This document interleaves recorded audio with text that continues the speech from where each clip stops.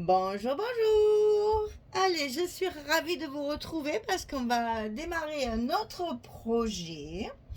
Alors, celui-là d'album, c'est dans le cadre de la boutique Scrap for Love et c'est mon colis d'été du mois d'août.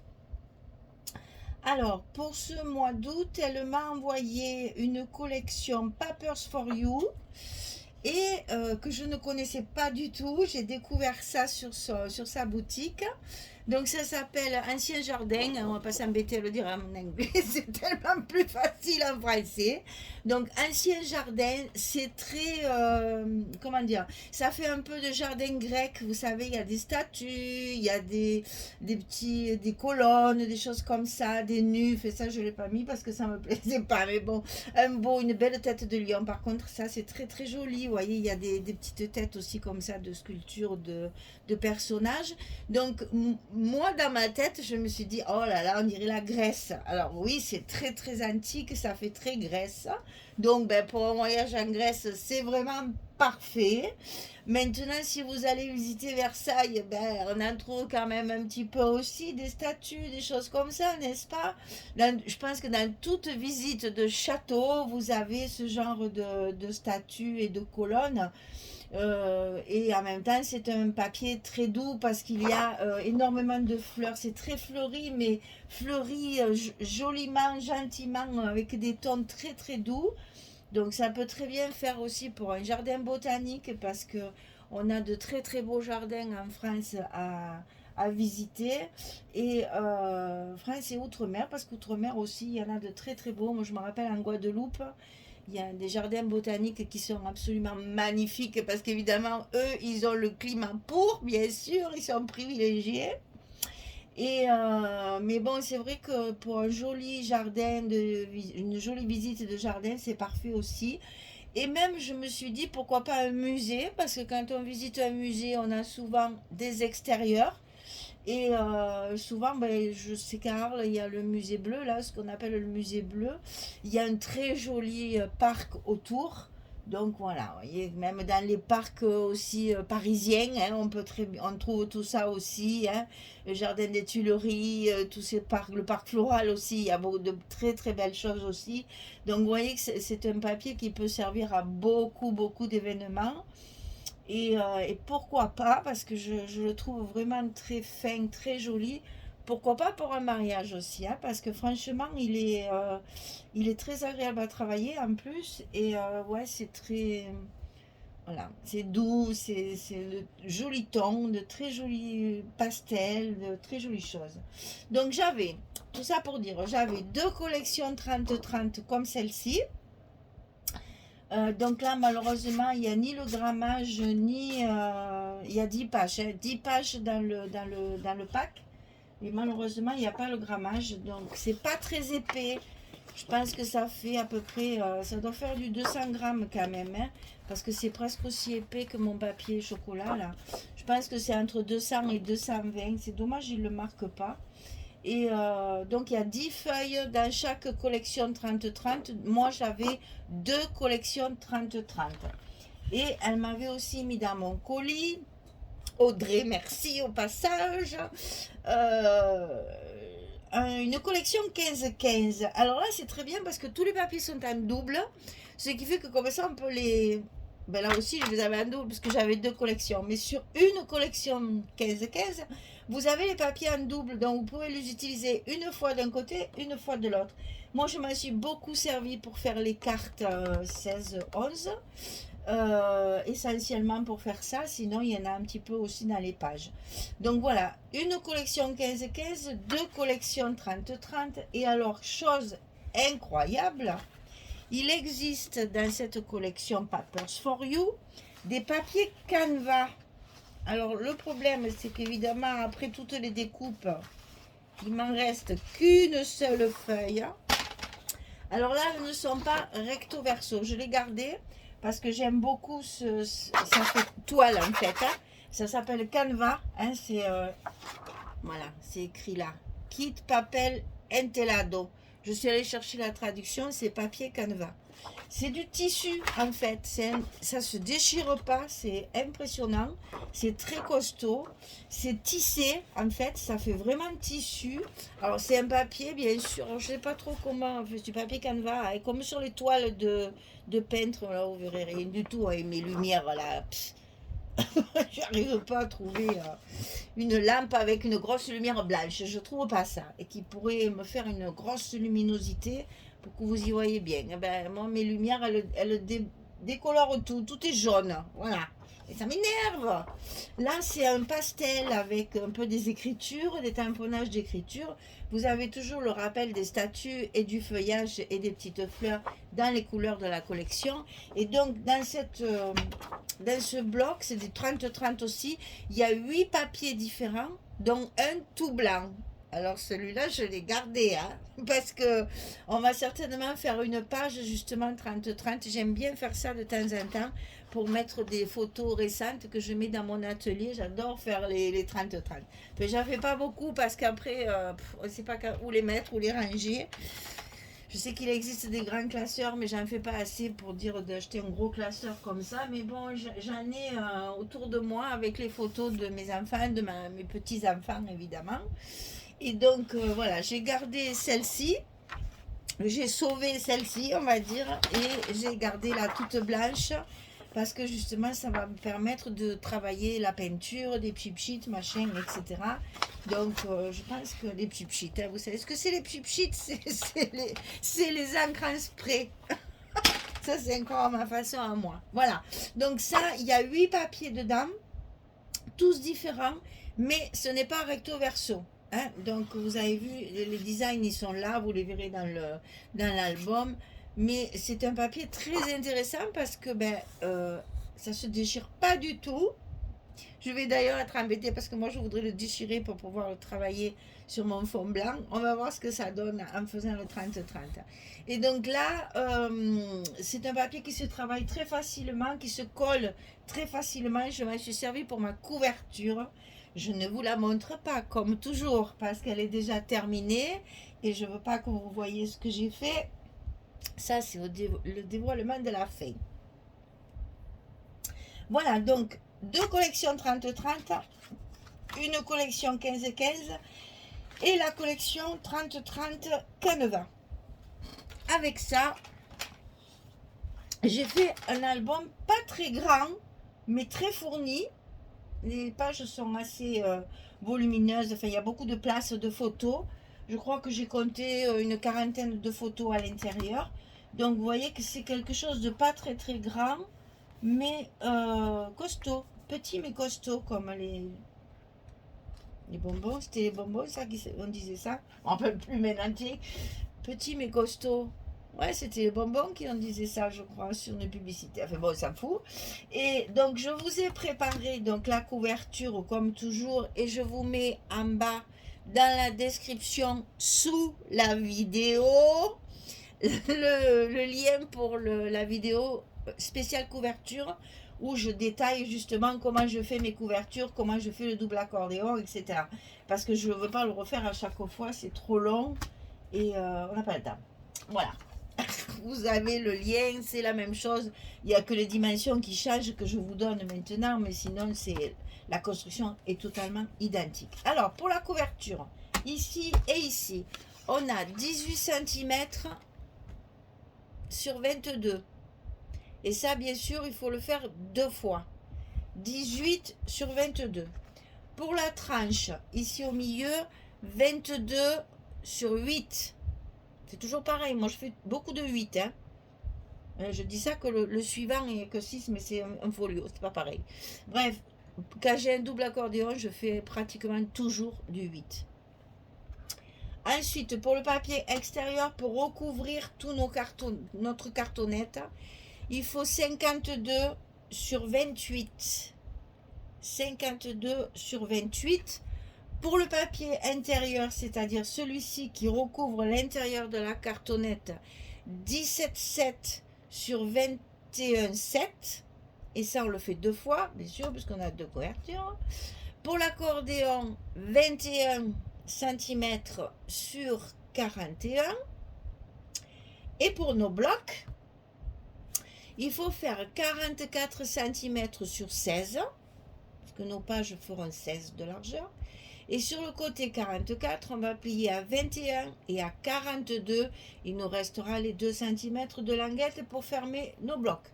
Et ça, on le fait 4 fois, c'est 4 fois pareil. Donc nos pages feront 21 cm sur 16. Alors je vais essayer de... Alors il y a le ventilateur, chaque fois ça fait tout. Voilà, je vous laisse ça comme ça.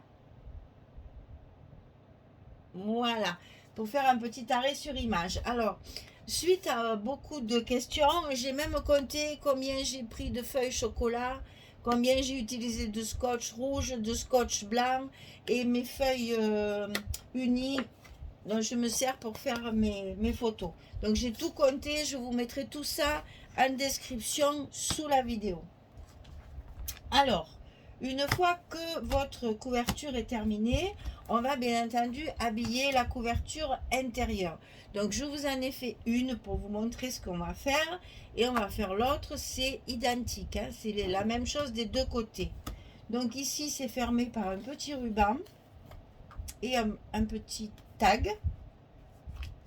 Ici on a un rabat sur le haut avec une petite carte de la collection. Il n'y a pas de carte disquaise là, il n'y en a pas du tout. Mais il y a une page où il y a des petites cartes comme ça. Donc je m'en suis servi, vous allez voir, je vais vous expliquer aussi, je les ai vieillis. Je m'en suis servi pour faire des stops, pour pouvoir glisser la carte photo à l'intérieur. En plus c'est bien parce qu'elle est pas recto verso. De l'autre côté il y a des fleurs. Donc c'est très bien parce qu'une collection m'a servi pour découper les petites cartes et l'autre collection je m'en suis servi de l'autre côté sur le verso pour faire des fonds. Et ça c'est très ingénieux parce que vu qu'on colle toujours les cartes sur du cardstock, il n'y a aucun intérêt de faire du recto verso je trouve. Hein. À bon entendeur, salut. Alors comment vous dire, j'ai utilisé du papier Florence couleur... Je me rappelle. Pudding. N'importe quoi. C'est un jaune pâle. Alors, c'est un beige, si vous voulez, c'est très clair. Mais ça tire sur le jaune quand même. C'est bien un jaune. C'est bien assorti à tout le... Et je me suis amusée à découper. J'ai un die comme ça.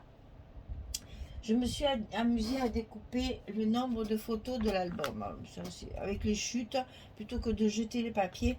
Voilà, le die, alors ne me demandez pas la marque, je ne sais rien, parce que moi, je vous l'ai déjà dit, ils sont tous collés sur ma porte d'armoire, et donc, j'ai plus les emballages.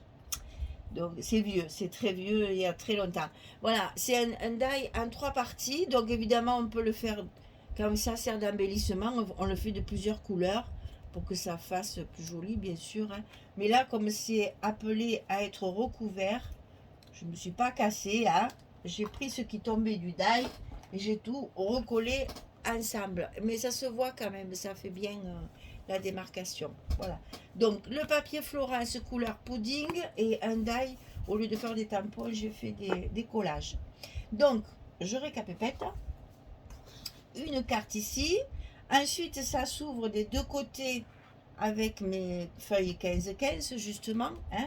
Donc, on a 2 rabats sur lesquels on peut mettre forcément des photos.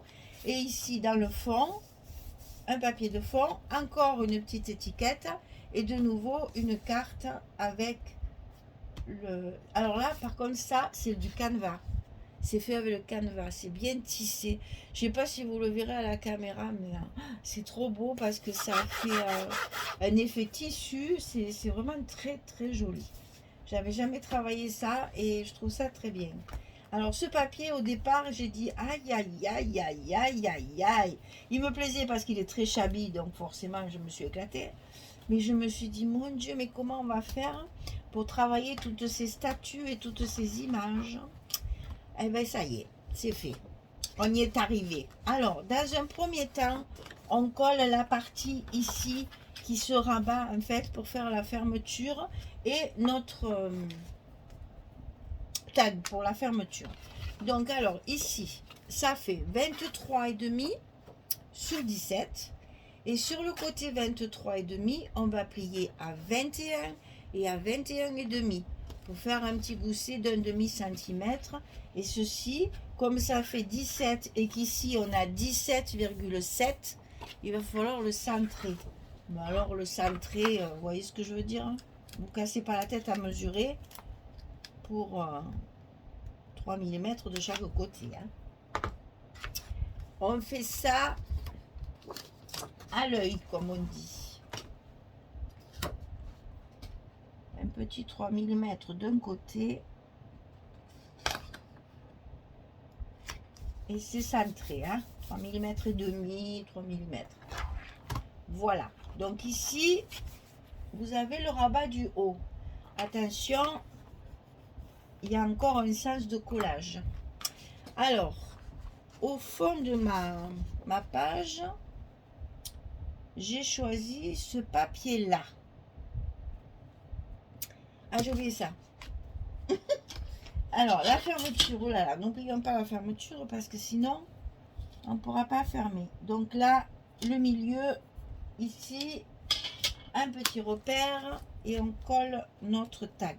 Alors moi, j'ai fait un tag dans les chutes de papier parce que bien sûr, il n'y a pas de tag dans la collection. Donc j'ai fait un tag découpé, il fait 5 cm, ce qui rentre dans ma perforatrice. Voilà.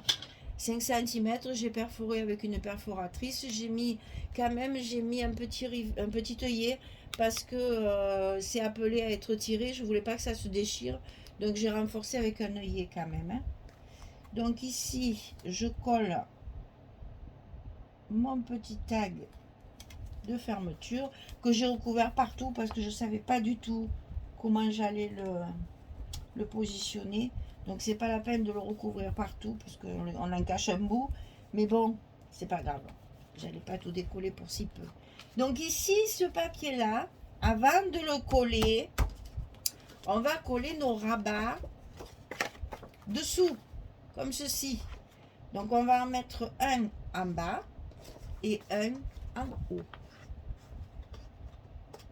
Un à gauche en haut, un à droite en bas. On fait comme ça avant de coller notre papier, parce que c'est plus facile de le coller sous le papier, et deux, au moins vous le mettez au bon endroit, vous n'avez pas besoin de calculer. On n'aura plus qu'un seul papier à coller, après ça sera très bien. Alors ici, une fois que vos rabats sont collés, voilà, je vous conseille de les recouvrir avant de les mettre sur la page parce que c'est plus confortable que de les faire une fois que la page est faite. Alors, on choisit le dessus, on choisit le dessous. Donc ici, c'est mon fameux lion qui est absolument magnifique. J'adore cette page, je l'ai utilisée de partout. Je ne l'ai jamais mise en verso parce qu'elle me plaisait trop.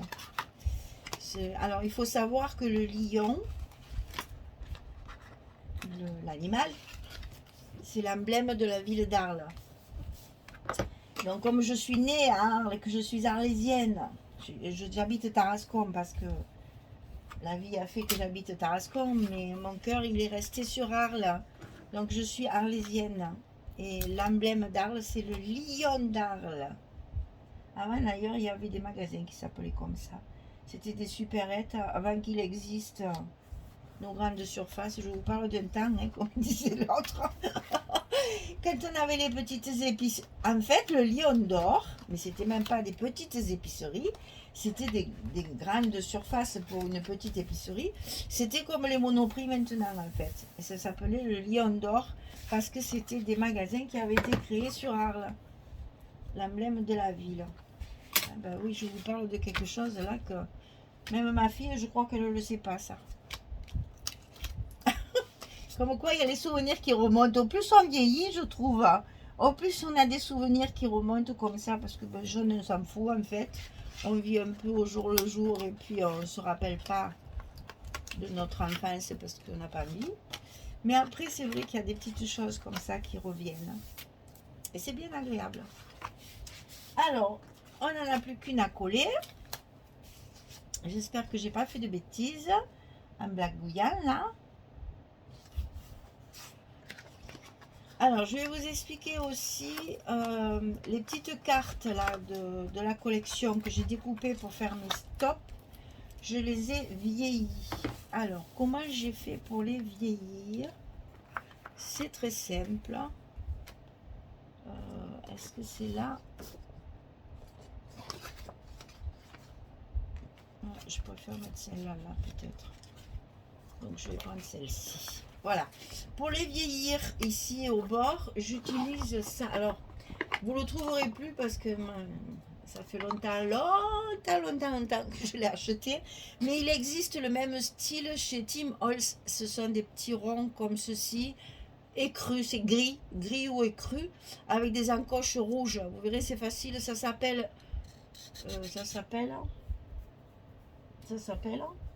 Ben, je sais plus. Je me rappelle plus. C'est Distress aussi. Ça marque Distress. C'est pour vieillir le papier. Alors ça, c'était Prima qui faisait ça. C'est super bien parce qu'il y a pas mal de possibilités. On peut même changer les lames là comme ça. Là, j'en ai plusieurs pour différentes grosseurs. Il y a un bon petit ressort. Hein. La différentes matières, à la fin, plusieurs façons de vieillir. Après, vous avez ici une petite encoche avec une lame de rasoir, c'est avec ça que je me sers. Et ici, vous avez même un petit balai en fer pour vraiment vieillir. Vous savez, des fois, les vieilles photos au bord, elles sont toutes rayées, toutes abîmées sur des photos vintage. Ça fait très joli, ça fait vraiment très bien. Bref. C'est Prima qui faisait ça, peut-être dans certains sites qui n'ont peut-être pas, ou qui ont beaucoup de stock, peut-être chez Craftelier, ce genre de... Mais bon, ils le font plus, ils ne le fabriquent plus. Mais c'est pratique parce qu'on a bien armé. Et en fait, je vais vous le montrer sur une chute de papier, de tissu. Décidément, je reviens à mes... Voilà. Vous attrapez votre papier et vous frottez comme ça. Voilà, alors ça déchire, ça abîme, ça froisse, voilà. Et ça fait des petits, voilà ce que ça fait. Ça vieillit le papier, ça fait comme les parchemins. Et moi, après, souvent, quand ça s'est déchiré comme ça, je l'accentue encore bien plus. Je le roule, je l'ouvre, vous voyez là, aussi, je vais l'ouvrir. Et ça, je vais le rouler. Voilà, je le travaille de façon à ce que ça fasse comme un parchemin abîmé, déchiré. Et après, vous n'avez plus qu'à l'ancrer, tout simplement. Bon, là, j'ai pris de la vintage photo, hein, parce que c'était un papier quand même qui faisait relativement vintage. Donc, voilà. Et après, vous ancrez normalement. Et puis, vous collez votre papier et ça vous donne ça. Ça fait papier vieilli au bord. Et je trouve que ça fait très joli, que ça va bien avec la collection. Alors, ici, j'ai... Ah, ben, c'est pas celle-là. C'est comme ça. Ah, ben, si, j'ai mis du même côté. Bon, c'est bon, alors. Ici, j'ai prévu de mettre, donc, un stop. Donc, vous voyez, j'ai mis du scotch que sur deux côtés, bien sûr, pour pouvoir le mettre dans l'angle.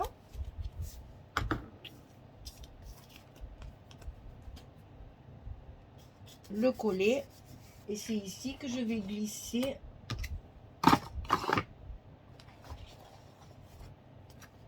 ma photo comme ceci. Et je pourrai fermer mon rabat, mes rabats. Et je vais donc pouvoir coller mon papier à sa place, puisque là, j'ai terminé de faire tout ce qu'il fallait faire. Alors, vu que j'ai rajouté des bouts, des manchettes, des trucs, je vais d'abord enlever celui-là, je vais le positionner, parce que sinon, après, pour enlever les autres, ça va être plus compliqué. Voilà. Alors, une fois qu'il est là, je peux enlever mes papiers tranquillement. Celui du haut, celui du milieu, celui des côtés. Celui-là, il va être difficile à le... Allez, viens, Coco, viens.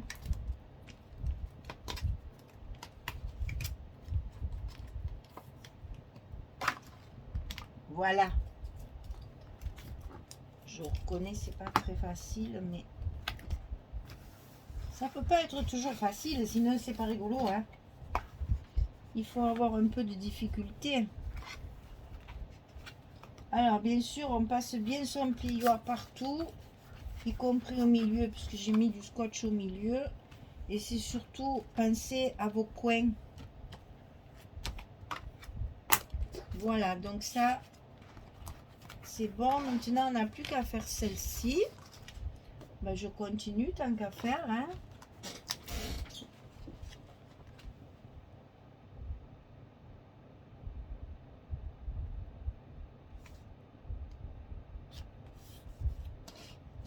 Là, bien sûr, comme c'est à l'intérieur, j'ai utilisé mes chutes. Puisque là aussi, on va y mettre une carte photo. Ah ben, à l'endroit, c'est mieux.